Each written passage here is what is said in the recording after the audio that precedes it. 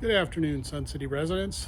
This is Rusty Bradshaw with Sun City News and Stuff, and I'm here to give you some highlights of the Sun City Homeowners Association Roads and Safety Committee that happened this morning. And to start with, Pam Hall, the committee president, said that Maricopa County Department of Transportation said there will be pavement improvement project in phase 3 to start on December 29th and run through late January. There were no details on which streets were going to go when, but residents will be notified by McDOT about any closures or detours. Plus, you can also go on the McDOT website and look under projects, and you can find this particular project and look for yourself.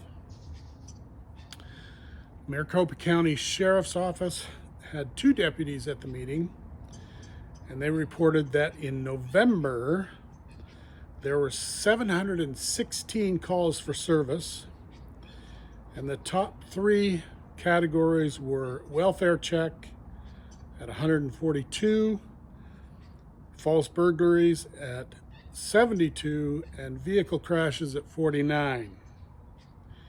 There were also 14 assaults, 13 burglaries, and 3 stolen vehicles. There were also 56 traffic stops, with 32 of those ending in citations. They also reported that the newly renovated District 3 substation is now open. They've moved in.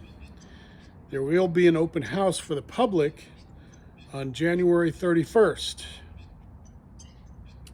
The times for that will be announced later. They did also share a story about a call from September that they received from a Sun City resident of an incident near 103rd Avenue and Coggins Drive, where two suspicious people were reported there. When they arrived on scene, they found one person under a no trespassing sign. When he was arrested on a warrant, drugs were located. When those were tested, they tested to be meth. So those were new charges for the meth possession plus the warrant, and they weren't specific about what the warrant was for. Sun City Fire and Medical Department Chief Rob Schmitz answered some questions about a property on the northeast corner of 99th Avenue and Olive Avenue, which is being developed for about 87 to 89 homes. And the question was that piece of property in Sun City or not? In fact, it is in Sun City, but it does not fall under the age overlay, and it is actually in Peoria. When I say it's in Sun City, it's within the Sun City Fire District's boundaries. So they would be responsible for any fire calls there or ambulance calls. And the chief said that it may not have been in Sun City in the original layout, but it is now. However, the developer declined to be under the age overlay, which means that housing could house families, and they won't be able to pay, they chose not to pay the recreation centers of Sun City assessments, so those residents will not be able to use the RCSC facilities.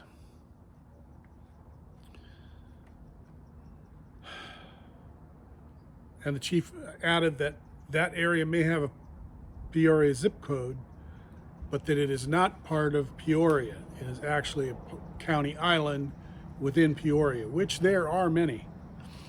Lisa Gray further talked about this. She said that years ago, when the developer bought that piece of property, it was stipulated that they did not want to be part of Sun City.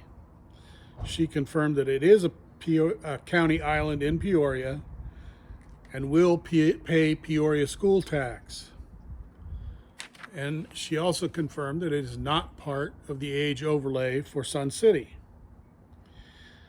Sun City Prides were also represented, and they indicated that they have applied for permits for a monument at Prides Park, and that should be installed by April. And those are the highlights from the SCHOA Roads and Safety Committee. That group meets the third Wednesday of every month, and the next meeting will be at 10 a.m. January 21st at the SCHOA office on Coggins Drive. So there you have it for that committee, and thank you very much for watching.